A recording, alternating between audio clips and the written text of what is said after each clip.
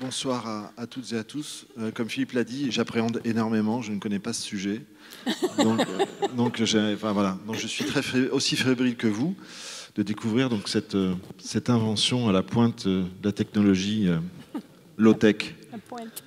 Avant que Michel ne commence sa présentation, on va voir deux films. Un petit documentaire de présentation et puis le film dont Michael de Degdewitt parlait tout à l'heure, donc le tableau. Comme ça, au moins, pour ceux qui ne l'auraient pas vu en festival, vous allez pouvoir le voir. Et ensuite, donc, Michel commencera sa présentation avec, vous allez avoir beaucoup d'histoires et de secrets à vous livrer. Voilà, donc le premier, c'est un documentaire en fait sur tout simplement l'explication, ce que c'est qu'un écran d'épingle. Comme ça permettra d'évacuer déjà pas mal de questions et puis surtout beaucoup de temps d'explication qui pourront être consacrés à des choses plus précises. On peut y aller.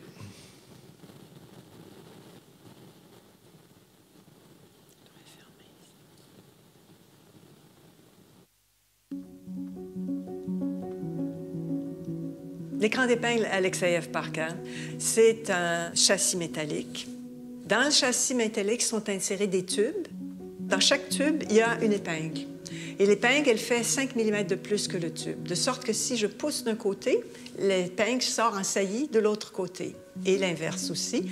Maintenant, il y a un éclairage rasant qui projette une ombre, donc qui fait que chaque épingle qui sort en saillie va projeter une ombre et la caméra va capter l'ombre. La caméra, elle est placée exactement à angle droit avec la surface de l'écran d'épingle, de sorte qu'elle ne voit jamais l'épingle. Ce qu'elle voit, c'est toujours l'ombre projetée. Et c'est donc l'addition de toutes ces ombres projetées qui vont créer des valeurs de gris qui vont du blanc jusqu'au noir le plus profond.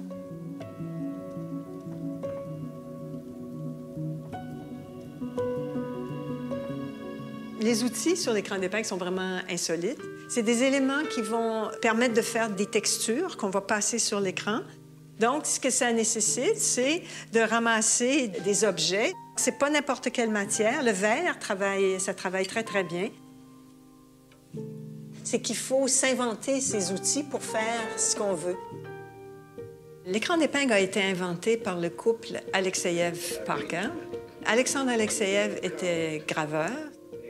Il a rencontré Claire Parker, une jeune américaine qui voulait étudier la gravure avec lui. Et donc, c'est devenu un couple. Ils ont mis au point cette invention-là dans les années 30. Les années 30, c'est vraiment un moment aussi d'ébullition en cinéma d'animation. Et lui rêvait de faire de la gravure animée.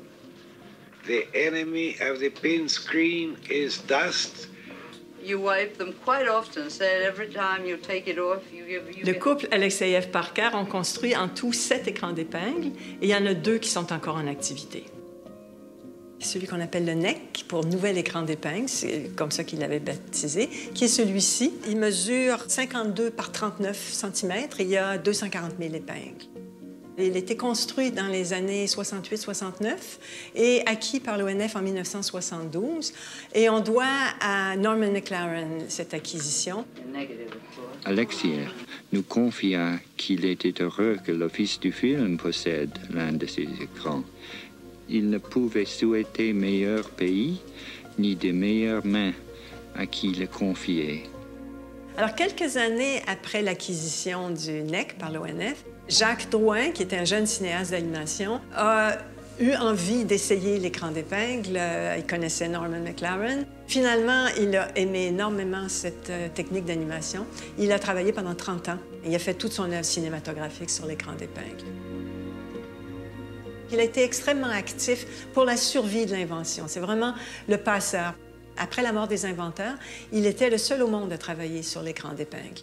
Donc, il a porté cette invention-là. En 2006, quand il a décidé de cesser de travailler sur l'écran d'épingle, donc il y a une passation qui s'est organisée. J'ai eu la chance de faire partie de ces 9 personnes invitées. Pour moi, ça a été un coup de foudre. J'ai tout de suite, après, présenté un projet, le film Le Grand Tailleur et le Petit Ici, qui est sorti en 2012.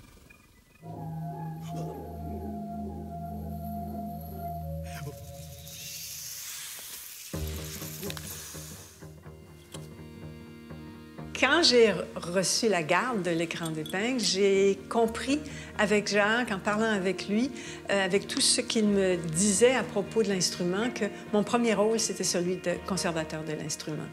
Et par ailleurs, j'ai le privilège de pouvoir faire des films avec. Alors, il y a un deuxième écran qui est en activité maintenant, qui s'appelle l'Épinette. Et donc, le Centre national du cinéma et de l'image animée, le CNC, en a fait l'acquisition et le met à la disposition de créateurs maintenant. Alors, au fil des ans, il y a quand même pas mal de gens qui ont voulu faire des écrans d'épingle, mais il y avait très peu de réalisations satisfaisantes. Mais il y a un Français, Alexandre Noyer, qui a construit un écran d'épingle. C'est une très bonne nouvelle pour l'invention. Ça lui donne de la longévité. Pour moi, c'est un cadeau immense dans ma vie d'être passée par là et d'avoir eu ce privilège de conserver cet instrument-là, parce que je trouve que c'est une invention de génie. C'est pas juste une technique d'animation ou une technique de dessin, mais c'est une manière de penser. Et ça, Jacques le disait, Alexeïev le disait. Alexeïev et Claire, ils ont construit un instrument qui correspondait parfaitement à la manière de créer d'Alexeïev. On est loin de l'angoisse de la page blanche, on est plutôt dans le noir, à tâtons, à essayer de trouver l'image qu'on recherchait. Il y a quelque chose de très, très intuitif. Même déjà le fait qu'on embrasse l'instrument, on le tient très près de nous. Il y a quelque chose de très, très physique. Et je connais aucune autre technique de dessin ou d'animation qui donne tant d'intériorité.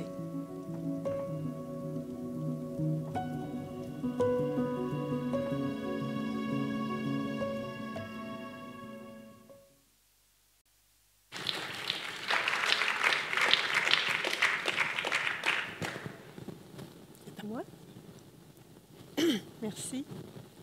Est-ce que vous m'entendez? Oui. D'abord, un grand merci à toute l'équipe de l'Abbaye de Fontevraud et de Nef Animation pour cette invitation. C'est un événement que j'adore. J'étais ici en 2015, je pense.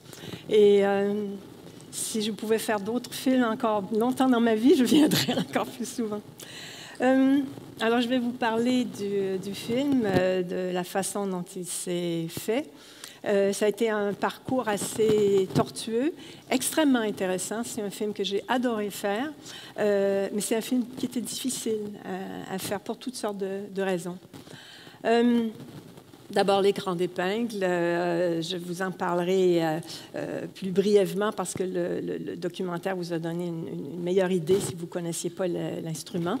Donc, je parle ici de l'écran d'épingle Alexeïev Parker et je parle plus spécifiquement du NEC, qui est l'écran que l'on possède à l'ONF, NEC pour Nouvel écran d'épingle. C'est l'écran numéro 7. Jean-Baptiste pourra vous témoigner de tout le pedigree de l'écran. Un mot, mais je vais passer assez rapidement parce que le temps est court. Les inventeurs. Alors, il y a eu des inventeurs et il y a eu des passeurs. Et on est tous des passeurs et tous ceux qui viendront à notre suite seront aussi des passeurs aussi longtemps que l'écran survivra. Donc, Alexandre Alexeïev et Claire Parker, qui est le premier passeur, c'est Norman McLaren, qui était un ami du couple, qui était fou de cette invention. Il a mis 10 ans à convaincre Claire et Alexeïev de vendre un écran d'épingle et convaincre l'ONF aussi d'acheter un écran d'épingle. Heureusement, ça s'est fait. De McLaren, qui a très peu travaillé sur l'écran d'épingle. L'écran est ensuite passé à Jacques Drouin, qui était un jeune cinéaste d'animation qui commençait et qui avait entendu parler en fait, qui avait déjà vu les films d'Alexeïev et qui savait que l'ONF possédait un écran. Et Jacques a travaillé toute sa vie, toute sa carrière cinématographique. Il l'a fait sur l'écran d'épingle. Il a connu Alexeïev aussi. Et j'ai eu le bonheur, à la suite de Jacques, donc de recevoir cette permission de m'asseoir sur cette chaise. On m'a souvent dit à Jacques qu'il a dû te donner tous ses secrets, tous ses trucs techniques pour travailler sur l'écran d'épingle. En réalité, Jacques, il m'a presque rien dit sur la façon de travailler. Par contre, ce qu'il m'a dit et ce qui était infiniment plus important, d'abord, il m'a appris comment prendre soin de l'écran d'épingle, ce qu'on appelle les do's and don'ts, c'est-à-dire tout ce qu'il faut faire et ne pas faire pour ne pas abîmer l'écran. Mais il m'a surtout raconté l'histoire autour des écrans d'épingle. Et ça s'est fait, on était assis côte à côte, on a nettoyé l'écran ensemble, c'est quand même un bon 3 jours de travail. Hein? Et alors, côte à côte, sans se regarder, en faisant ce petit travail fastidieux pendant des journées de 7-8 heures, Jacques m'a raconté l'histoire des écrans d'épingle, une longue histoire, pleine de retournements. C'était son histoire à lui, celle d'Alexeïev, de Claire, de Svetlana, du NEC, du VEC, de l'Épinette, de l'écran de 1937, de bébé Nicolas. Une histoire pleine de retournements, d'acteurs, d'événements tristes, d'événements heureux. Et cette histoire, je l'ai reçue, c'était l'un des cadeaux les plus précieux que j'ai reçus dans ma vie. C'était mon conte des 1001 nuits à moi, qui m'a raconté sur 3 jours. Et après, j'ai compris ce que j'avais dans les mains. Et après, il m'a dit, écoute, je ne te montrerai pas comment te servir de l'écran. Tu as déjà tout ce qu'il faut pour y travailler. Je ne veux pas t'enlever le plaisir de la découverte. Et ça, c'était Jacques. Jacques, un homme extrêmement fin, délicat, plein d'attention pour les autres.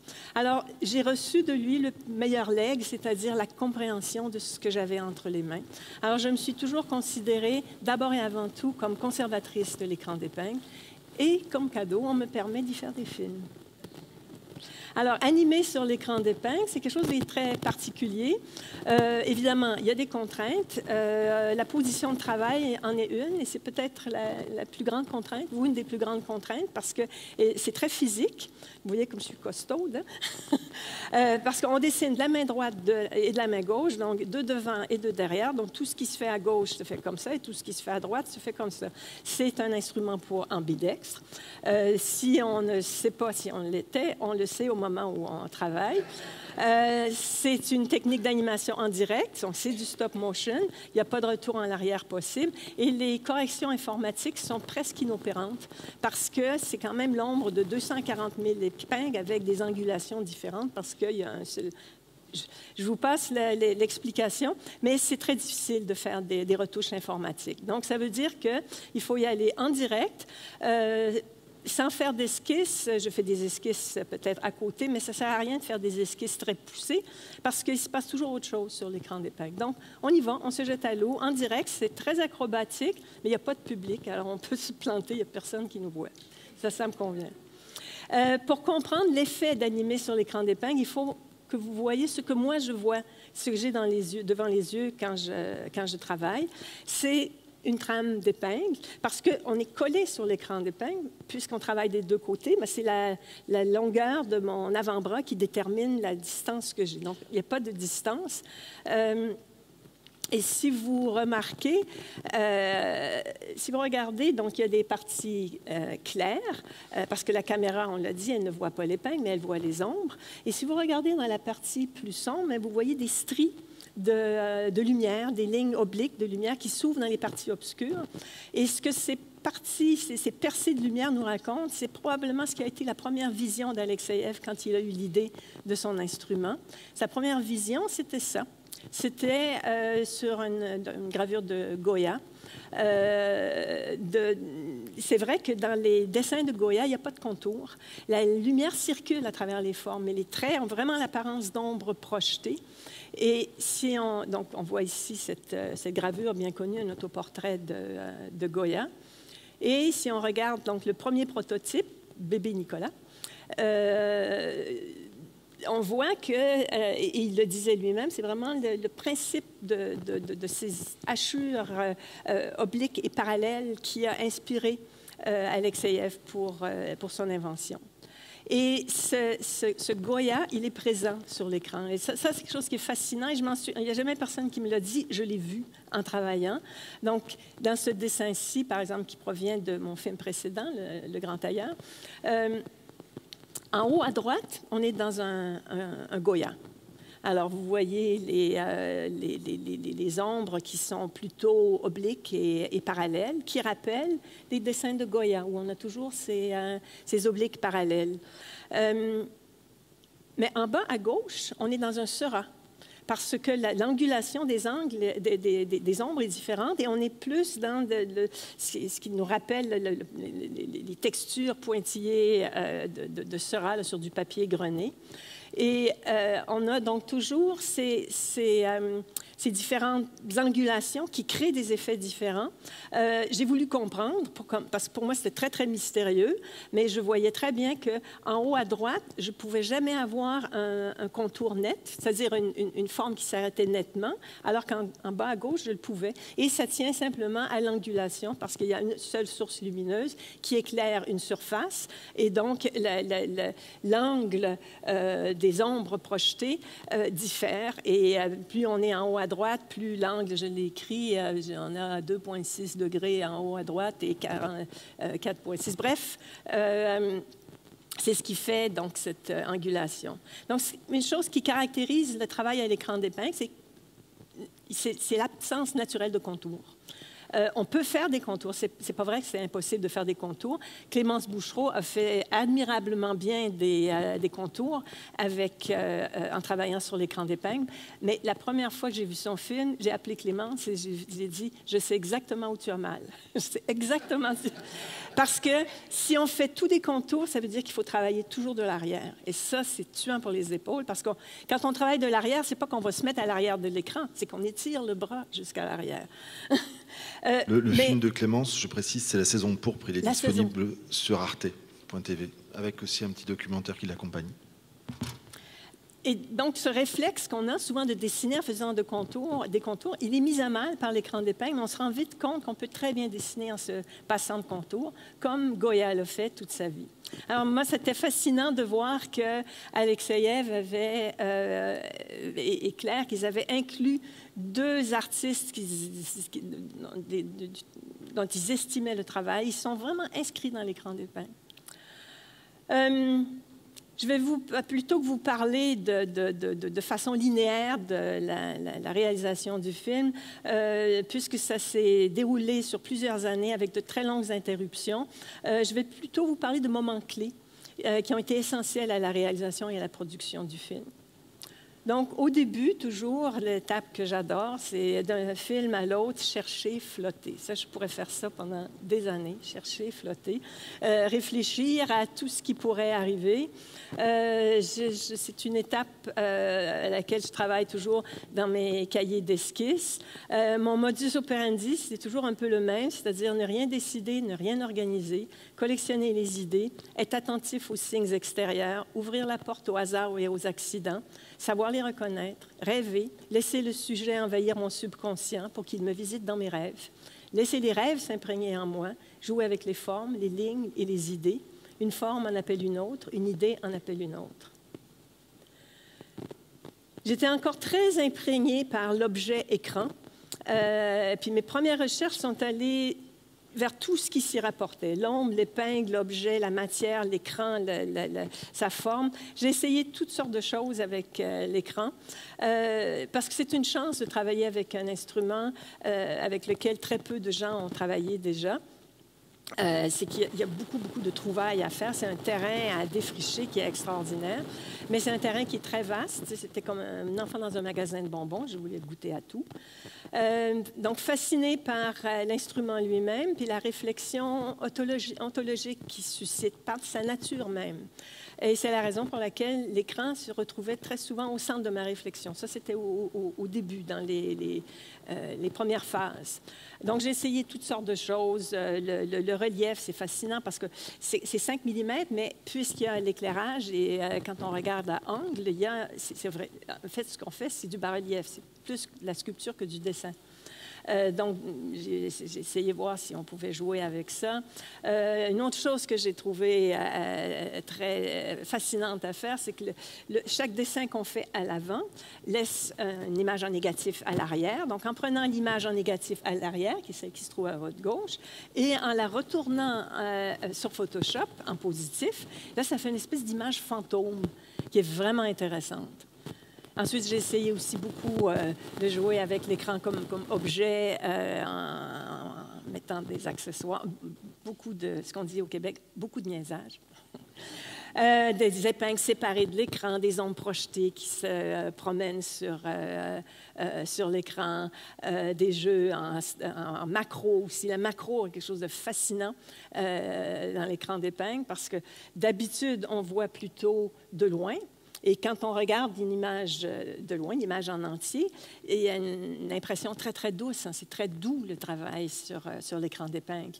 Mais quand on regarde de près, c'est violent, c'est guerrier. Je me souviens, Regina Pessoa, la première fois qu'elle a touché, elle a dit « Non, oui, c'est la guerre! » Et c'est vrai qu'il y a quelque chose de très, très violent. Mais on le voit parce qu'on a le nez collé dessus, devant, tout le temps. Donc, ce sont toutes des choses que j'ai explorées. Et là, j'arrive à un deuxième moment clé, Mariana, la petite histoire d'un long regard. Alors, on peut se demander pourquoi une Québécoise va faire un film sur la dynastie des Habsbourg. Je sais que ça paraît très étrange, mais j'ai une longue histoire avec ce tableau. Et ça, on le voit ici, tel que je l'ai découvert quand j'avais 19 ans. C'était un gros plan sur le visage, donc on voyait la texture de la peinture. Qu'est-ce qui fait qu'une œuvre nous touche? Il n'y a pas que l'esthétique qui joue, il y a aussi notre vécu, ce que l'œuvre nous apporte au moment précis où on en fait la découverte. C'est aussi à ça qu'on s'attache, en plus qu'on s'attache à l'œuvre. Mais je me suis beaucoup attachée aussi à ce que j'ai compris en regardant ce tableau-là. C'était une sorte de prise de conscience. Je me suis dit, comment un visage peint il y a plus de 350 ans, d'une jeune femme dont je ne connais rien, arrive-t-il à m'émouvoir alors que ce qu'on voit, c'est de la peinture appliquée avec des pinceaux sur de la toile? Comment est-ce possible que la matière inerte transporte des émotions, des sentiments, des concepts abstraits? Quelle est cette magie qui opère? Qu'est-ce qui fait que devant certains portraits, on est profondément ému et devant d'autres, on ne voit que la représentation d'un visage sans plus? Pour moi, c'est le miracle de la peinture. Et c'est cette prise de conscience à 19 ans qui orientera ensuite mon travail de création. Et c'est ce tableau-là de Velázquez qui m'en a fait prendre conscience. Et c'est de là mon attachement. J'avais aussi le même âge que Mariana, donc ça reflétait certainement des sentiments, des émotions que j'avais qui se reflétaient dans cette jeune fille du même âge que moi, mais dont je ne connaissais rien. On revient au portrait. Donc, Mariana marie son oncle, Philippe IV d'Espagne, de 30 ans, son aîné. Ils partagent de nombreux liens de consanguinité. La dynastie des Habsbourg s'étant mariée entre cousins de premier degré pendant 16 générations. Ils auront 5 enfants, 3 mourront en bas âge, une vivra jusqu'à l'âge de 21 ans, et le dernier survivant, Charles II, sera si affecté par des générations de consanguinité qu'il vivra lourdement handicapé. J'ai souvent copié le portrait, ça a été mon tableau école. Je pourrais dire beaucoup de choses de Velázquez, mais le temps va m'en empêcher, mais ce serait vraiment le sujet d'une pleine présentation. Et évidemment, puisque je l'avais copié très souvent, inévitablement, elle allait se retrouver sur l'écran d'épingle. Alors, c'est ce qui s'est passé. J'ai une journée comme ça, que je n'avais rien à faire. Je me suis dit, tiens, je pourrais faire Mariana. Alors, je l'ai fait. J'avais envie de voir si je pouvais copier fidèlement un tableau sur l'écran d'épingle.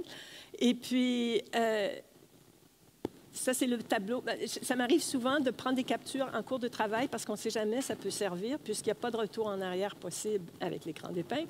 On capte plus et on jette plutôt après qu'avant. Donc ça, j'étais en train de faire le tableau. Et en y travaillant, évidemment, il y a un moment où j'ai effacé les yeux parce qu'ils n'étaient pas à la bonne hauteur. Donc, en les effaçant, on en profite. C'est toutes sortes de choses que je prends en photo aussi. Donc, toutes sortes d'essais, parce que je suis toujours en train de réfléchir à ce que je voudrais faire. Mais une fois que Mariana est arrivée sur l'écran d'épingle, on aurait dit qu'elle ne voulait plus en repartir. Elle y est restée pas loin de 2 ans. Si on compte la mise au rencard durant le déménagement des bureaux de l'ONF et tous les événements qui ont suivi, desquels je vais vous parler plus tard. Alors, j'ai commencé à élaborer un scénario autour d'elle, puisqu'elle était là et qu'elle ne voulait pas s'en aller, et que moi, je l'aimais bien, évidemment. Alors, un scénario où j'essayais de conjuguer certaines choses que j'avais déjà explorées avec l'idée du personnage. Et à cette étape-là du film, je me disais, ce sera à propos de la matière première du peintre, à partir de laquelle il crée l'émotion du tableau. La matière, elle serait visible, on s'en approcherait comme si on regardait au microscope. On pourrait aller du très grand au très petit. ce serait un film expérimental qui s'inventerait au fur et à mesure des découvertes. Ça, c'était mon idée à ce moment-là.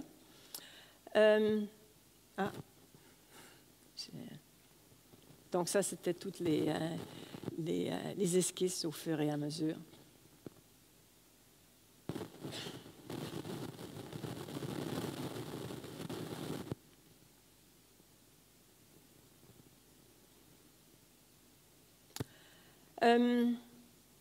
À un certain moment, la matière prendrait le dessus, elle prendrait le contrôle, elle se mettrait à sauter d'une peinture à l'autre et il y aurait à la fin un punch où tout s'écroule. Voilà. Ça serait à propos de la matérialité de la peinture, comment celle-ci arrive à créer l'émotion. J'ai construit une animatique très ouverte dont la structure reposait sur 5 très courtes pièces pour piano de Shostakovich, avec des rythmes très, très différents. Et là, j'arrive à un autre moment clé. Comment parler de la couleur? En fait, comment parler d'un tableau de Velázquez sans avoir de couleur? Impossible. Ça me prenait absolument de la couleur parce que Velázquez est un peintre de la lumière et de la couleur. On dit qu'il ne dessinait pas, il peignait directement sur la toile, sans esquisse préalable. Et la lumière est extrêmement présente dans son œuvre. Donc, je me suis mis à expérimenter. Je me suis dit, il me faut de la couleur. Je ne voulais pas faire de la couleur informatique. Ça ne rentrait pas du tout dans l'idée de parler de Velázquez. Alors, j'ai travaillé, j'ai essayé toutes sortes de choses. Alors, j'ai travaillé avec des gélatines de couleur, des lampes de poche, des éclairages multiples et une commande à distance actionnée par le pied, bricolée sur mesure par Patrick Bouchard, de sorte que je puisse avancer. J'y reviendrai plus tard. Et toute la recherche que j'ai faite sur la couleur, je l'ai faite à partir de ce seul et même tableau. Donc, elle était encore et toujours là, sans rien altérer du tableau, seulement en travaillant avec l'éclairage. Des fois, j'ai joué avec des effets de miroir. Alors, j'ai fait des choses simples, des éclairages chaud-froid combinés. Et j'ai énormément travaillé la prise de vue. Je me suis aperçue qu'avec des moyens de lumière, avec des moyens simples de lumière, de couleur et de temps d'exposition, les possibilités étaient infinies. Plus j'avançais dans les expérimentations, plus le visage de Mariana se transformait jusqu'à devenir méconnaissable. Des fois, elle prenait la référence d'un petit animal. C'est un spectacle fascinant parce que je voyais les transformations se faire sous mes yeux. J'assistais toute seule dans mon studio à quelque chose qui se passait, mais juste en bougeant mes éclairages. C'est ça qui est fascinant avec l'écran d'épingle, c'est que les choses arrivent. Elles se produisent sous nos yeux sans que ça soit planifié, mais ça arrive. Et là, il faut réagir pour le prendre, pour le prendre. C'est une démarche qui est très, très intuitive, en fait, cette démarche-là avec la lumière. Et les choses arrivent parce que c'est la lumière qui donne ces effets-là qui sont difficiles à prévoir. Il ne faut jamais oublier que l'écran d'épingle repose sur une illusion d'optique. Et on est continuellement dans un système où on sait qu'il y a une illusion d'optique et c'est très difficile à prévoir ce que ce sera. Il faut le faire, on le regarde, puis là, on y réagit.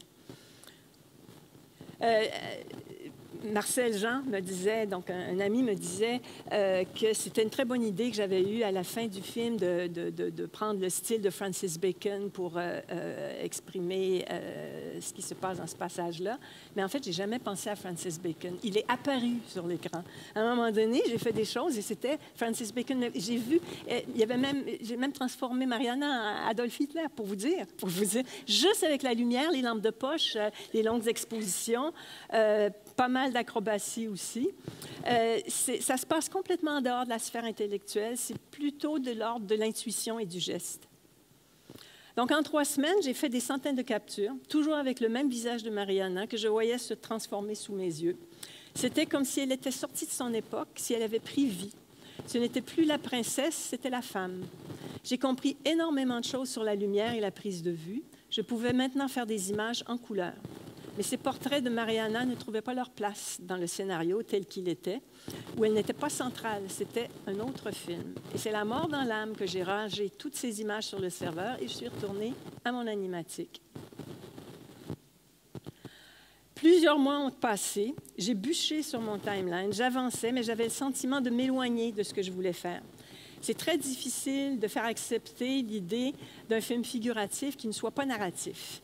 Et en animation, dès qu'on a une image figurative, on a tendance à chercher une histoire. Donc, tout autour de moi me poussait à rendre le travail plus narratif, presque biographique. Et je n'avais pas envie de ça. Ce n'est pas ce que je voulais faire.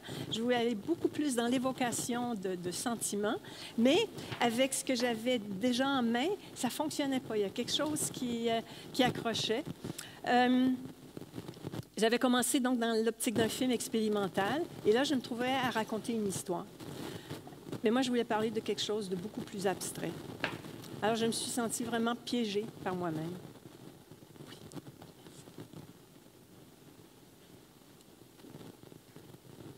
J'arrive au prochain moment clé.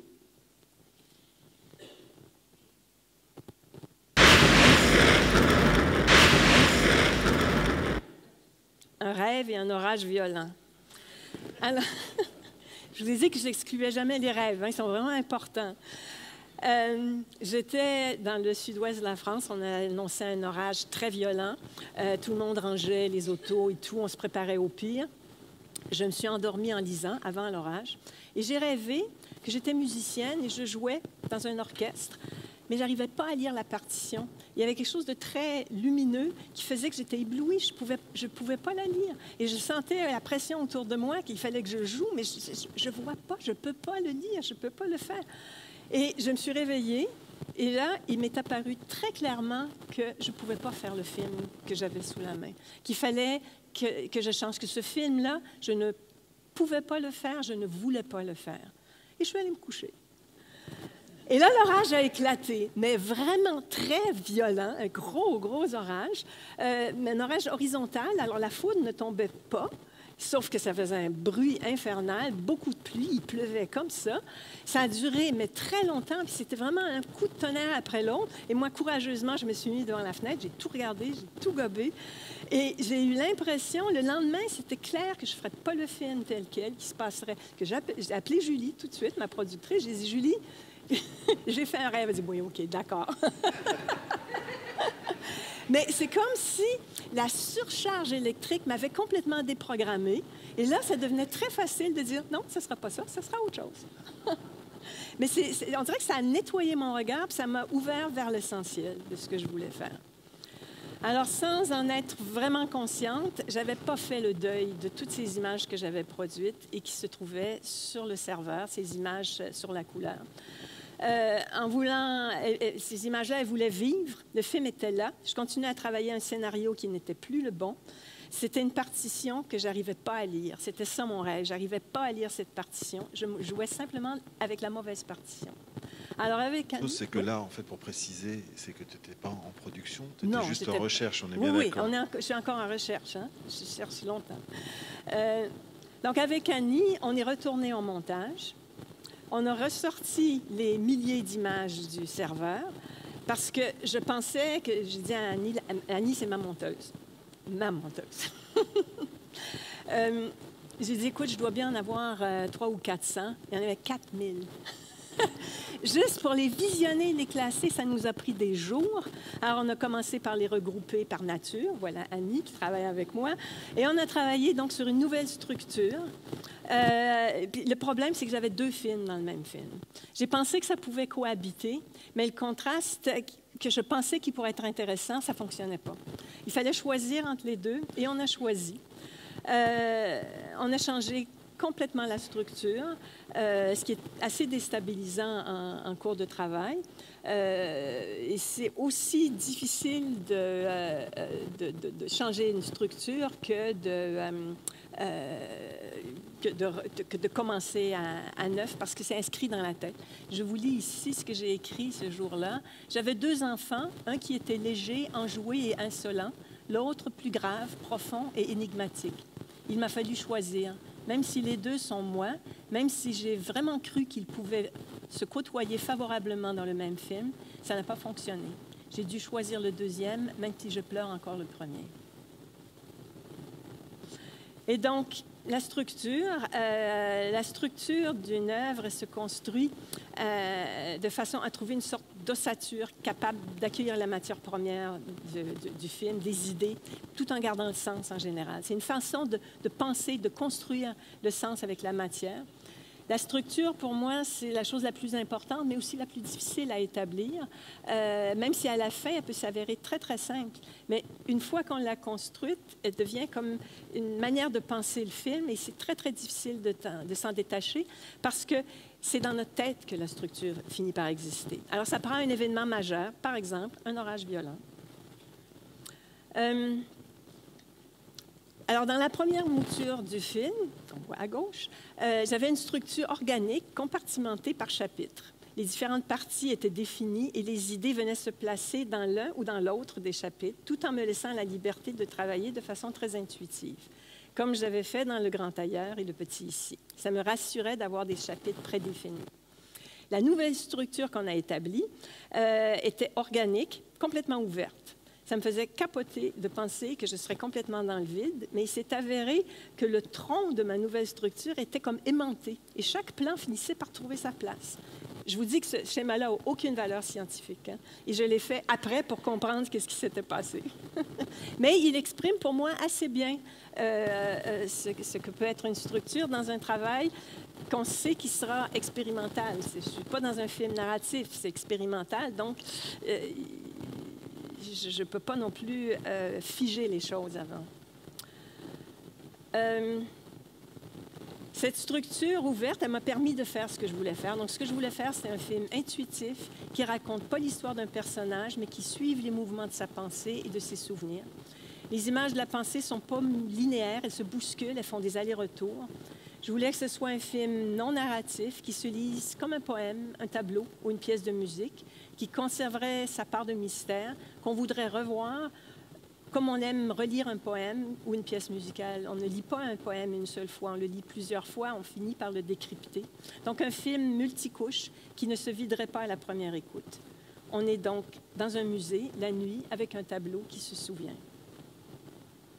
L'autre trouvaille qu'on a fait, Annie et moi, c'est que les images couleurs que j'avais faites jusqu'alors comportaient de nombreuses captures pour une même image. Ça s'explique par le fait que dans la façon de faire ma prise de vue, comme je n'avais pas de précision, puis le retour de l'image est jamais, surtout avec l'écran d'épingle, il y a beaucoup d'aberrations, donc c'est pas précis.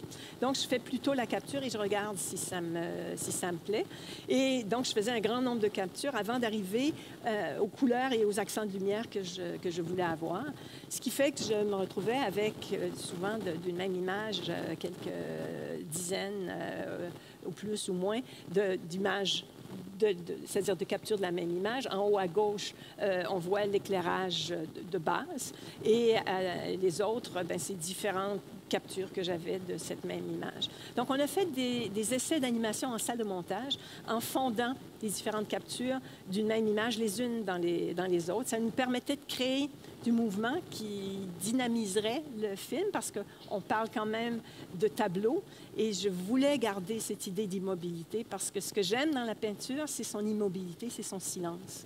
Et je voulais qu'on ait quelque chose de ça. Je voulais pas que ça bouge comme quand on se met à faire parler un tableau de Van Gogh. Et que je voulais pas aller là. Je voulais vraiment... On parle de peinture, on est dans un musée, on regarde une toile et on regarde ce que ça suscite en nous.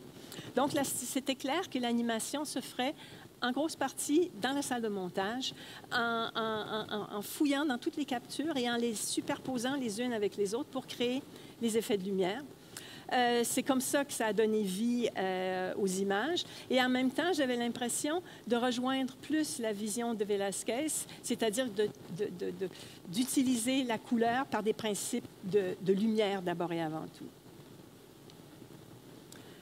On a procédé donc par empilage. Donc, ce que vous voyez en bas, c'est l'empilage de toutes les images, l'image que vous voyez en haut.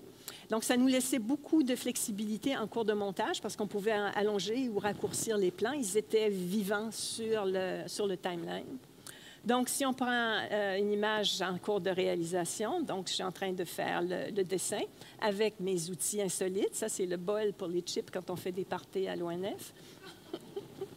Que je pique, mais que je rends les objets, ou je les vole, mais je préviens avant. la dentelle qui est faite avec ces petits objets-là. Les deux petites billes que vous voyez, je les ai tout le temps dans les mains parce que ça me sert à faire tout ce qui est précis. Quand je dis précis, en fait, tout ce qui est visage, main, corps humain, qui demande beaucoup de douceur, de rondeur, je l'ai fait avec ces deux petites billes plates. Outil fétiche pour tous les... Oui. Toutes les personnes qui animent sur l'écran d'épingle. Oui, oui. En France, c'est pareil. Sur cette image-ci, on voit différents outils dont je me suis servi pour faire l'image. Alors, au milieu, ce que vous voyez, c'est un fond de barquette de laitue. Je suis contre les fonds de barquette de laitue. Je n'achète jamais la laitue si elle est dans une barquette. Par contre, si je la retourne et qu'il y a un bon fond, je craque. Mais... Alors, Michael, j'essaie d'être vraiment écologique. L'écran d'épingle est pas mal écologique et je sacrifie très peu de barquettes. Mais ici, par exemple, la collerette de la robe, c'est fait avec une passe pour les cheveux que j'ai trouvée par terre. La plupart des outils les plus fameux, on les trouve par terre ou on les vole. Capture avec différents éclairages, donc toujours cette même idée d'avoir plusieurs éclairages. Mais ça, j'ai fait tout ça et après, j'ai compris ce que je pouvais faire avec. En réalité, quand j'ai fait les captures, c'est parce qu'il fallait que je voie ce que je faisais. Et c'est après que j'ai compris que tout ça, c'est là que se trouvait mon animation. Il y a une très belle phrase de Pierre Soulages que j'ai toujours dans la tête parce que c'est vraiment la base aussi pour moi de toute activité créatrice. Il disait, c'est ce que je fais qui m'apprend ce que je cherche. Et c'est toujours ça, moi. Je fais quelque chose et après, je comprends ce que je cherche. Mais je ne le sais pas avant. Parce que quand on cherche quelque chose et on sait ce qu'on va trouver, c'est moins rigolo que quand on ne sait pas ce qu'on cherche. En tout cas, je trouve. Pas pour les clés, ça ne marche pas. Donc là, ici, on me voit en cours de manœuvre d'éclairage. Donc ici, on a d'une même chose toutes les captures.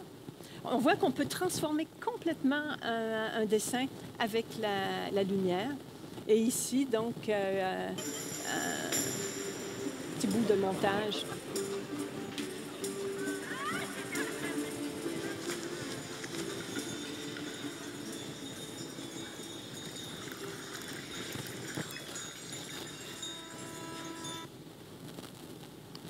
Donc, j'étais bien outillée, j'étais prête à commencer la production. J'avais déjà fait quand même... en fait, c'est pas vrai. J'étais prête... En fait, j'ai jamais commencé. j'ai toujours cherché. Et finalement, c'était un film. Comme dit Annie, ma monteuse, elle me dit toujours, on finit pas un film, on l'abandonne. Alors, j'étais bien outillée, mais est arrivé, donc... Alors, 3 ans. J'ai perdu 3 ans, mais c'est jamais vraiment perdu. Alors, il y a eu... Attendez, j'aime bien mon petit effet, je vais le passer 2 fois. Donc, il y a eu le virus informatique à l'ONF. Ça nous a coûté 2 mois. On était tous stoppés parce qu'il y a eu un hacker, puis il a fallu tout reprendre à zéro. Heureusement, moi, j'ai rien perdu. Le déménagement de l'ONF qui s'est prolongé. Alors, Mariana, elle est restée dans son boîtier pendant des mois et des mois. À un moment donné, on nous a dit, « Ah, bonne nouvelle, le déménagement est reporté de 6 mois. » Mais moi, je ne pouvais rien faire. Bonne nouvelle, vous pouvez terminer ce que vous faisiez. Non. Alors, j'ai perdu un autre 6 mois. Après ça, staphylocoque doré. Alors, j'ai été attaquée par une bactérie qui a vraiment failli avoir ma peau. Je m'en suis sortie. Je suis dans un bonus de vie, tel que vous me voyez en ce moment. J'adore ça. Ensuite, mais en sortant de l'hôpital, le pneumologue, il m'a dit, là, vous attrapez rien. Pendant 2 ans, rien. Pas un rhume, rien. COVID. Alors, j'étais dans le confinement le plus rigoureux qu'on puisse imaginer. Donc, ça a duré aussi. Ensuite, le déménagement, le mien, suivi de 4 dégâts des eaux. Là où on a déménagé, donc on a redéménagé 3 ans. Et là, donc...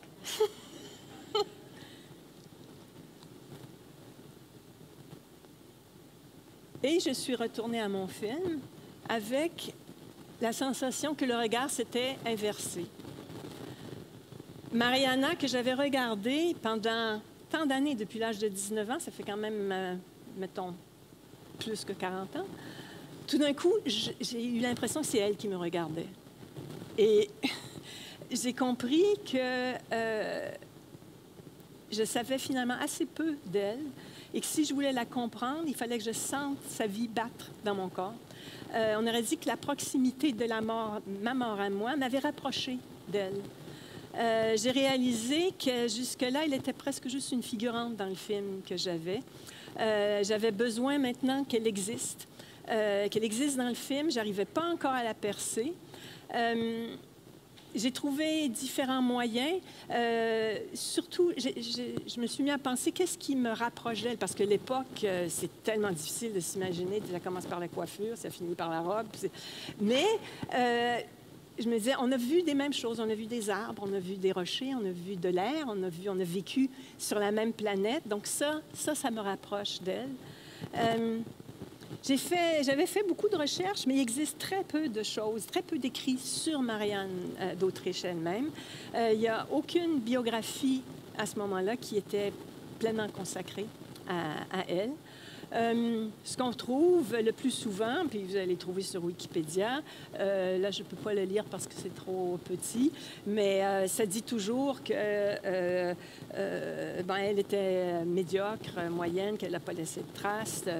Bref, j'ai compris qu'à défaut des textes biographiques, je disposais quand même d'informations très simples, très éloquentes, et que je les avais tout près de moi, et que c'était très, très près de ce que je voulais exprimer. J'ai finalement compris aussi que c'était en moi que je devais la chercher. Il fallait que je reprenne les choses d'un autre angle. J'ai repris les recherches que j'avais déjà faites, mais au lieu de chercher plus loin, j'ai regardé de plus près. Pour voir ce que j'avais sous les yeux. J'ai regardé des images au lieu de regarder des noms et de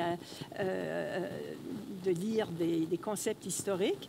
J'ai enligné des dates, j'ai regardé et sa vie m'est apparue, une Habsbourg, mais vraiment...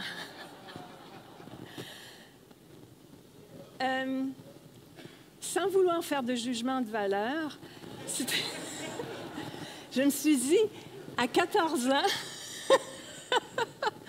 à 14 ans, on arrive dans un pays nouveau et on rencontre la belle famille. Alors, ce qui m'est apparu, mais c'est juste en alignant des dates, je me suis dit, mais c'est la dynastie, c'est le pouvoir, c'est l'inceste institutionnalisé. C'est rien de nouveau dans l'histoire humaine, mais c'est terrifiant pour une jeune fille de 14 ans. Et même si Mariana avait été élevée pour être une reine, elle n'était pas entourée de séduisants princes charmants. Du faste, oui, mais pas beaucoup de beauté pour la consoler et surtout pour faire des enfants, car c'était la tâche qui lui incombait. C'est pour ça qu'on la mariait. Donc, quelques représentants des Habsbourg avec les mentons caractéristiques. On les voit jeunes, maintenant on les voit plus vieux. Ça ne s'est pas amélioré avec l'âge. Le mariage entre cousins de premier degré était très, très répandu, tellement répandu que fatalement, il y aurait des conséquences. Donc, l'arbre généalogique des Habsbourg d'Autriche, on a 16 générations de mariages consanguins. Donc, une généalogie qui se referme fatalement sur elle-même. Donc, j'ai remonté l'arbre généalogique et j'ai trouvé quelques histoires sordides. Je vais prendre des petits raccourcis historiques pour vous les raconter, mais je vais vous les livrer telles qu'elles m'ont été livrées dans la lecture. Alors, quelques petites histoires sordides. Jeanne la Folle, c'est la fille d'Isabelle de Castille et Ferdinand d'Aragon, ceux-là même qui ont parrainé le voyage de Christophe Colomb, grâce auquel mon continent existe, ne l'oublions pas. À l'âge de 16 ans, elle épouse Philippe de Habsbourg, dit Philippe le Beau, avec lequel elle aura au moins 5 ancêtres communs. Déjà, on est au début de la dynastie des Habsbourg. Elle en est follement amoureuse, ils auront 6 enfants. Leurs 4 filles seront épouses de rois, leurs 2 fils seront empereurs. À la mort de sa mère, elle hérite du royaume de Castille, mais un conflit éclate entre son mari et son père qui veulent tous les deux régner. Son mari, Philippe le Beau, meurt 2 ans plus tard. Ferdinand d'Aragon, son père, décrétera que sa fille est folle. Il la fera enfermer en 1509 pour prendre le pouvoir. Par la suite, le fils de Jeanne, Charles Quint, alors en âge de régner, la gardera enfermée pour l'écarter du pouvoir. Elle restera captive pendant 46 ans, jusqu'à sa mort. Le célèbre tableau « Les Ménines » de Velázquez. Alors, on y voit la petite Marguerite Thérèse, qui est la fille de Marianne et de Philippe IV. Et Philippe IV et Marianne, on les voit dans le miroir, reflétés dans le miroir, donc ce sont ses parents. C'est un trésor qui rapporterait beaucoup en la mariant bien, parce qu'on essaie toujours d'étendre le pouvoir par les alliances. Donc, elle sera mariée, elle sera promise et mariée à son oncle, Léopold Ier, qui est le frère de sa mère, empereur du Saint-Empire romain germanique et frère de sa mère Mariana. On la voit ici à l'âge de 11 ans avec son beau Léopold. On dit que le mariage fut heureux. De santé, ça pareil, ils sont heureux. De santé fragile, elle mettra 7 enfants au monde qui mourront tous prématurément. Une seule atteindra l'âge de 23 ans. Marguerite Thérèse mourra en couche le 12 mars 1673 à 21 ans. Charles II, dit l'ensorcelé, il est le fils de Mariana et de Philippe IV. Il est rachitique, épileptique, il a de graves problèmes neurologiques, il atteint de prognatisme et la disproportion de sa langue a pour conséquence la production importante de salive. On dit qu'il ne parlera pas avant l'âge de 4 ans, il ne marchera pas avant 8 ans. À 10 ans, il n'aurait pas su lire. On le décrit comme un enfant mélancolique. Son corps ne présente aucune pilosité, il n'a qu'une seule testicule et il est impuissant. Il souffre de syphilis congénitale par transmission intra-utérine. On le surnomme Charles l'ensorcelé. Mais il faut le marier parce que ça prend un héritier. Il faut conserver le pouvoir dans la dynastie. Donc, il va être marié à Marie-Louise d'Orléans, la nièce de Louis XIV, qui va supplier son oncle d'empêcher ce mariage, mais rien n'y fait. La couronne d'Espagne est convoitée par tous, surtout par Louis XIV. Alors, le mariage se fera, il sera évidemment stérile et elle mourra à 27 ans. Qu'à cela ne tienne, on lui en trouve une autre, Marianne de Neuburg, qui vient d'une famille réputée très féconde. Elle mourra, elle aussi, sans enfant à l'âge de 22 ans. On dit que les médecins de la cour avaient recommandé à Charles II de dormir allongé auprès de la dépouille de son père pour recevoir ainsi un peu de sa virilité. Malheureusement, il meurt à 39 ans sans enfant. Et tout ça, ça met fin à 200 ans de règne sans partage de la puissante dynastie des Habsbourg d'Espagne. Donc, Hein? Il faut que j'arrête quand? 20? Alors, de l'âge de 17 ans à 39 ans, et ça, c'est pas drôle, de l'âge de 17 ans à 39 ans, donc pendant 22 ans, la vie de Mariana sera marquée par 22 naissances, morts, fausses couches, les siennes et celles de sa fille Marguerite, qui mourra à 21 ans. Ces dates, à elles seules, me suffisaient pour évoquer ce dont il est très peu question dans les écrits d'historiens. Ses naissances, ses morts, la pression de créer un héritier, ces règles qui deviennent une affaire d'État. Tout un pan de sa vie qui faisait écho aux images m'était apparu, un pan de sa vie à elle m'est apparu, des choses desquelles les historiens n'écrivent que peu, alors que c'est des informations faciles, on n'a qu'à regarder les dates. À la mort de son père, Charles II avait 4 ans, Philippe IV a nommé Mariana régente. Pendant 10 ans, jusqu'à la majorité de son fils, elle règne sur le plus grand empire d'Europe. Son mari, le roi Planète, a laissé un empire en chute libre. L'État a fait déjà banqueroute 4 fois et l'Espagne est épuisée après plus d'un siècle de guerres incessantes. La régence de Mariana coïncidera avec la petite ère glaciaire de la deuxième moitié du XVIIe siècle, où pas moins de 10% de la population mourra affamée. L'empire est convoité par tous, à commencer par Louis XIV, avec lequel Mariana devra transiger durant tout son règne. Elle mourra à 62 ans d'un cancer du sein.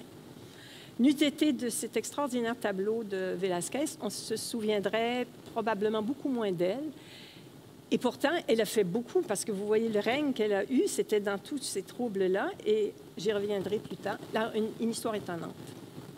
Velázquez, le peintre, en étudiant au Prado, dans le service de recherche au Prado, en étudiant, on a découvert que le portrait de Mariana, il avait peint Mariana par-dessus un portrait de Philippe IV.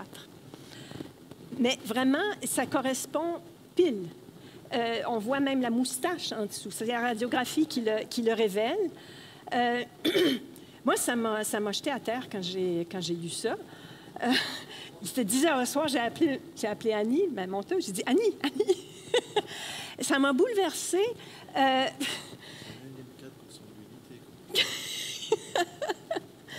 Et donc, j'ai pris mes 2 copies que moi j'avais faites, c'est des copies, hein. Je les ai mis une par-dessus l'autre et ça marchait pile poil. J'ai été fascinée par cette découverte qui a eu vraiment une influence. Oups, excusez-moi, je suis allée trop vite, ça m'a stressée. J'ai été fascinée par la découverte. On peut facilement penser que Velázquez a perçu cette ressemblance inquiétante quand il a peint les traits de la jeune fille sur ceux du roi, comme s'il avait compris, avant même qu'elle ne le vive, le sombre destin que cette union contre nature lui préparait. Quand le regard de Mariana, entre Mariana et moi s'est inversé, j'ai compris que ce n'était pas dans les livres d'histoire que j'apprendrais quelque chose sur elle. L'histoire avec un grand H ne s'intéresse pas à la vie et au corps des femmes, mais avec les dates, j'en savais assez. J'ai compris que pour la trouver, il fallait que je plonge au plus profond d'un corps de femme.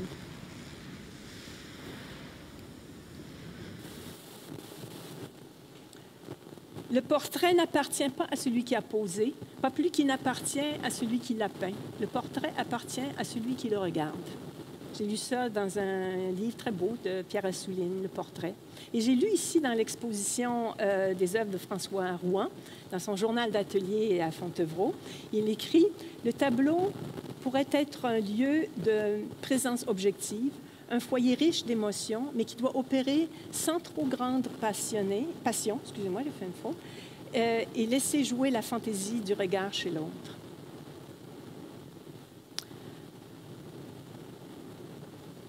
Alors, rapidement, le son, mais c'est vraiment un moment clé important.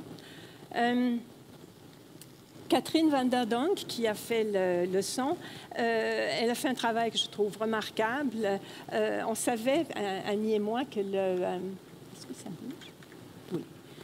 On savait, Annie et moi, que le son serait extrêmement important, qu'il y aurait une place structurante, parce que quand on regarde le film sans image, sans son, on est plus intellectuel, on veut comprendre. Alors qu'avec le son, on est dans le ressenti, dans une expérience qui devient plus physique. Il fallait un son d'évocation qui donne de la profondeur à l'image et qui crée une tension. Catherine a travaillé le son exactement comme on a travaillé l'image, de façon très, très intuitive. La musique a été composée par Robert-Marcel Lepage et on a aussi, j'ai trouvé cette ballade, cette berceuse à la fin, parce que j'avais envie d'une berceuse, j'avais envie de la consoler, de la prendre dans mes bras, pauvre petite, elle a quand même 14 ans. Au début, on pensait avoir une version avec des instruments, mais Robert-Marcel nous disait, moi je ne le sens pas. Si on veut que ça colle, que ce soit vraiment elle, on devrait aller plutôt, et là, il l'a dirigé pour une dernière prise, il lui a dit, écoute, tu as ton enfant dans les bras, tu voudrais qu'il dorme, mais il ne s'endort pas, et tu lui fredonnes une berceuse que tu as entendue toute ton enfance, mais dont tu ne te souviens pas de tous les mots. Mais ce qui compte, c'est que tu es en train de bercer ton enfant. Et ça, j'ai trouvé ça très, très beau. C'est comme ça qu'on a gardé cette fin très, très, très simple, très dépouillée. J'aimerais l'écouter jusqu'au bout, mais on va continuer. Donc, toutes les étapes de son, de mixage, d'enregistrement. Et un moment magique, la rencontre, parce que je n'avais jamais vu ce tableau de Velázquez en vrai, croyez-le ou non. Et donc, j'ai eu le hasard qui fait toujours bien les choses. J'étais invitée au... Oups. Ah non. Et donc, mon ami Jean-Baptiste m'a filmé. On a pu avoir le Prado pour nous tout seuls pendant une demi-heure avant l'ouverture. Et vous ne verrez pas mon étonnement en voyant le tableau parce que je dois aller plus vite.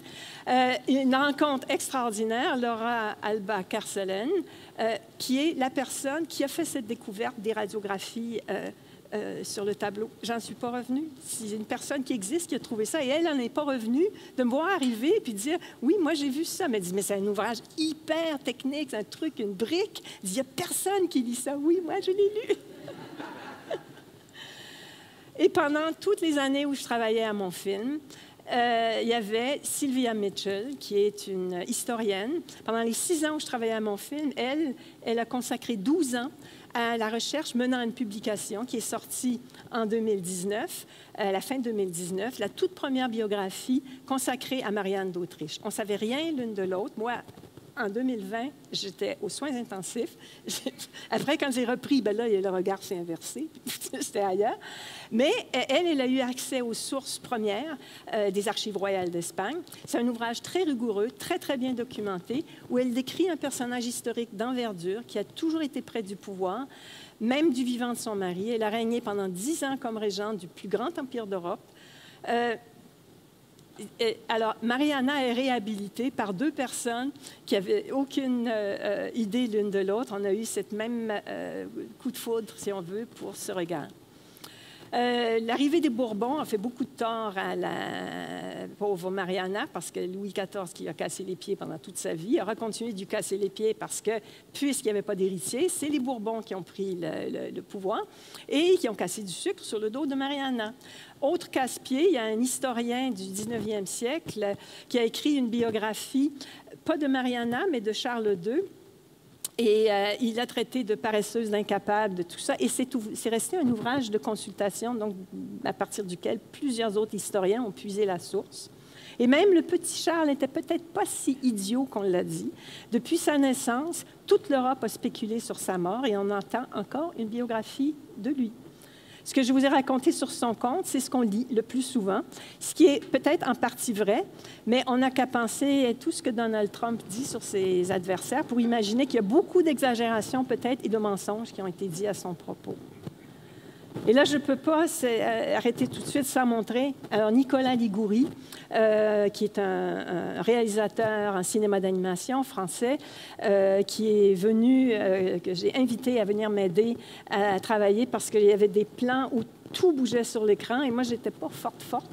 Et je lui ai demandé s'il voulait m'aider à l'animation. Donc, il a fait. Pour moi, c'est les plus beaux plans du film. Les rochers qui tombent, c'est pas moi, c'est lui. L'eau qui bouge, c'est pas moi, c'est lui. Mais surtout, symboliquement, c'est très fort parce qu'en fait, Nicolas Liguori fait partie des 8 réalisateurs qu'on a sélectionnés pour l'atelier que le CNC a organisé, que tu as dirigé il y a 10 ans à Annecy, pour avoir justement des réalisateurs sur l'écran du CNC qu'on avait acheté quelques années avant, l'Épinette. Et donc, en fait, là aussi, le regard s'inverse, c'est-à-dire que tu as transmis tout ton savoir à ce groupe de personnes, et en particulier à Nicolas Liguori, qui en fait a fait le chemin inverse. Tu venais de l'ONF vers le CNC ou la France tout simplement. Et là pour le coup c'est la France qui est venue vers l'ONF. Oui, ça a été un très très beau moment. Il a passé 2 mois. Et donc je termine en vous montrant l'équipe. Alors, vous avez trouvé peut-être le générique était long, mais comme il s'est passé 6 ans, l'équipe technique avait le temps de se renouveler 3 fois. Et puis l'équipe, elle a mis en marché, donc ça fait... Puis il y a toujours beaucoup de noms dans les génériques d'ONF. Mais l'équipe réelle était toute petite. Donc, Christine Noël, la productrice pour la post-production. Julie Roy, qui a été productrice jusqu'à la post-prod. Annie Jean, la monteuse. Éric Pouliot, directeur technique. Spécialiste d'imagerie numérique, Yannick Grandmont, Pierre Palouf, l'équipe pour le son, Robert-Marcel Lepage, Catherine van der Donk, la chanteuse et Nicolas. Voilà. Et j'avais une question, parce que je pensais qu'on aurait des questions. Moi, j'avais voulu poser la première question et y répondre, mais je crois que je n'aurai même pas le temps. Il est 22h20, donc tu as 10 minutes. Si je pense au contrôle de Philippe, mais non, c'est bon. C'est bon? Alors, je pose une question. D'accord. Ben, je vais poser une question, parce que je suis sûre qu'il y a beaucoup de gens qui l'ont dans la tête. Pourquoi se donner tant de mal pour travailler sur l'écran d'épingle? Avec les logiciels existants, on peut certainement mettre au point une technologie pour imiter virtuellement l'apparence des images réalisées à l'écran d'épingle. Alors, pourquoi continuer à travailler avec cet instrument ancien? Pourquoi se donner tant de mal? Pourquoi se priver de la rassurante touche undo de l'ordinateur? Quand je parlais de mon travail à mon père, il me disait toujours « Pauvre petite fille ». Mais la réponse, elle se trouve dans le processus de création que l'écran d'épingle impose, dans ses restrictions, dans son côté déstabilisant, dans le côté organique et imprévu qu'il fait émerger, dans la porte qu'il maintient toujours ouverte au hasard et aux accidents, et dans la beauté des jeux de lumière qu'il fait naître sur sa surface. Le travail sur l'écran d'épingle est beaucoup plus qu'une technique d'animation, c'est une manière de penser la création. La concentration qu'il exige nous aide à plonger au plus profond de soi, là où on arrive à mieux s'éloigner des stéréotypes et des idées préconçues. En nous déstabilisant, il nous oblige à être nous-mêmes.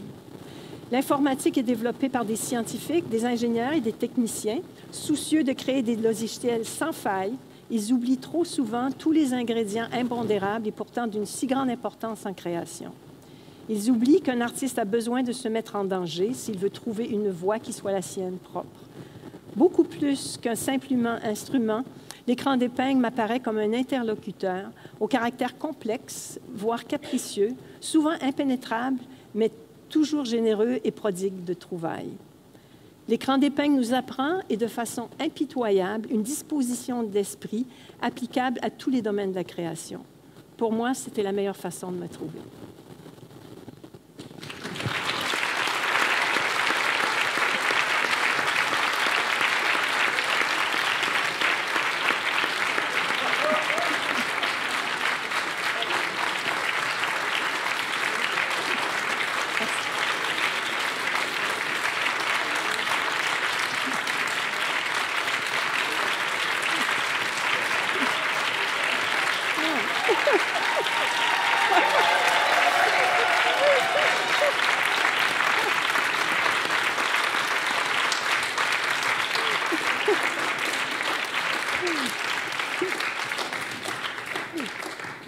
Alors, est-ce qu'il y a des questions? Ou une question ou deux questions, je pense, maximum. C'est Philippe qui décide, de toute façon.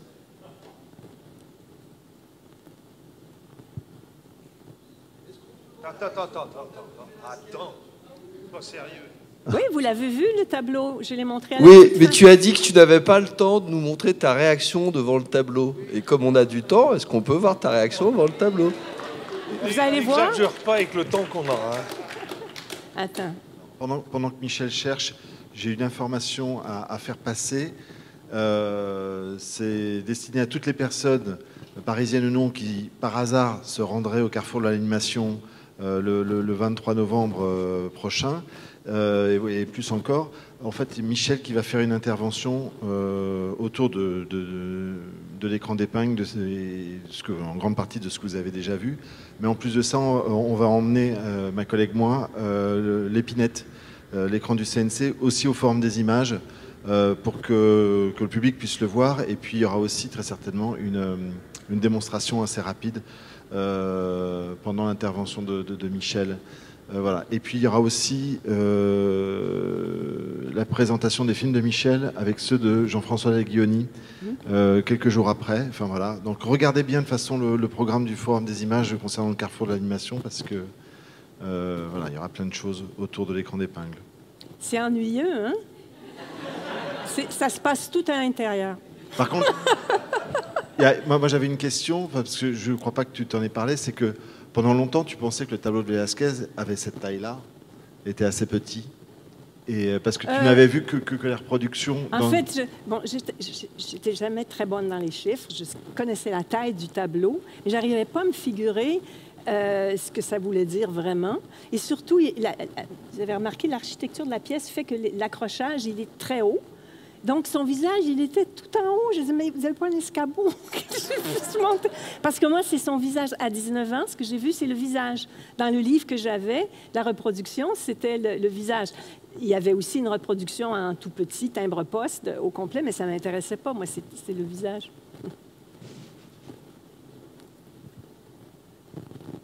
Dernière question.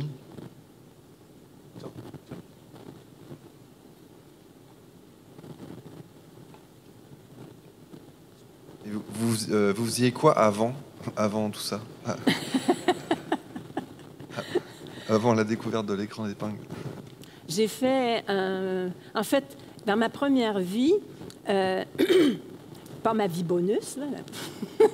Dans ma première vie, j'ai fait de l'illustration. J'ai fait des livres pour enfants. J'ai écrit et illustré des livres pour enfants. Et c'est un livre pour enfants que j'avais fait qui s'appelait Nuit d'orage. C'est par ce livre-là que j'ai commencé à faire de l'animation, sans vraiment chercher. C'est Pierre Hébert qui m'avait, que je ne connaissais pas, mais il m'avait appelé, demandé si ça m'intéressait de présenter un projet, parce que pour lui, ce livre-là avait tout d'un scénario de film. Et moi, je ne connaissais rien, mais vraiment rien. Je ne savais pas, j'ai cherché dans le dictionnaire stop motion, qu'est-ce que ça veut dire. Je ne connaissais même pas la différence entre un réalisateur et un producteur. Mais bon, quand on vous demande si vous avez envie de faire un film d'animation, je savais que c'était quelque chose de très difficile. Alors, j'ai dit oui, parce que je ne pouvais pas dire non, donc j'ai dit oui.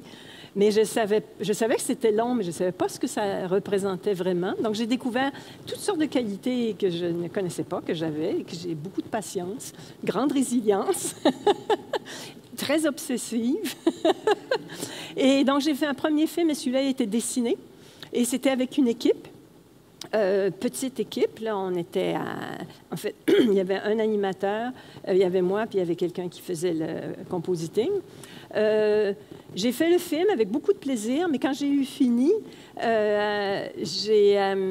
pour moi, c'était fini l'animation. Je me souviens même quand j'ai eu fini le dernier dessin, il était 8 heures le soir à l'ONF, il n'y avait plus personne. J'ai ouvert la porte parce que j'avais envie de dire à quelqu'un que j'avais fait mon dernier dessin. Et je vois Marcel Jean qui tourne le coin comme ça.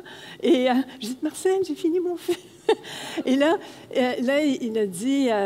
puis là, j'ai dit, mais c'est fini, hein, pour moi, là, j'en refais plus après. Il a dit, non, tu dis tout ça, mais tu vas en refaire, c'est sûr. Je dis, non, moi, c'est fini, là, j'en refais plus. Et c'est vrai que ça avait été quand même assez difficile parce que j'avais perdu ma mère, j'avais perdu mon meilleur ami qui s'était suicidé, j'avais perdu... Et alors, Marcel, il m'a dit, garde, c'est pas parce qu'on fait un film que les gens se mettent à mourir autour de soi. Des fois, il y a des hasards, ça arrive comme ça, mais j'ai retenu vaguement ça. Et quand, quelques années plus tard, Jacques Drouin, qui faisait son dernier film au moment où, finalement, j'ai terminé mon premier film, Jacques m'a dit, écoute, t'enseignes, parce que j'ai enseigné aussi à l'École de design de l'Université du Québec à Montréal. Il m'a dit, tu connais peut-être des gens qui seraient intéressés à l'écran d'épingle et tout ça. J'ai dit, oui, moi. Je me suis entendue dire oui, moi. J'ai dit, mais pourquoi j'ai dit ça? Je suis très intuitive. Et finalement, j'ai été invitée à cette séance de passation. Puis ça m'a vraiment beaucoup impressionnée. Ça durait 2 jours. La deuxième journée, j'ai trébuché dans le métro en me rendant. Je me suis fait une entorse sévère à la cheville, mais je me dis, ça se peut pas que je manque la deuxième journée. Alors, je suis allée en sautant sur un pied. J'ai assisté à toute la deuxième journée. J'avais le pied gonflé comme ça. On m'a ramené à la maison. Le type que je connaissais pas, qui faisait partie de... Il m'a ramené, il a sonné à la porte, puis il me portait pendant les escaliers, parce que je ne pouvais plus marcher. Il pleuvait des cordes, puis il a dit à mon mari, je vous rapporte votre femme. Puis moi, j'ai dit, puis là, je parlais d'écran d'épingle. Puis là, il dit, mais oui, mais qu'est-ce que tu as là? Alors, on était allé à la clinique. Bref, ce qui était fabuleux, c'est qu'à cause de ça, j'ai été en congé d'enseignement pendant 2 semaines. Et qu'est-ce que j'ai fait? Je me suis assise dans mon lit et j'ai écrit le film Le Grand Tailleur et le Petit ici. Et ça, c'est ma deuxième vie.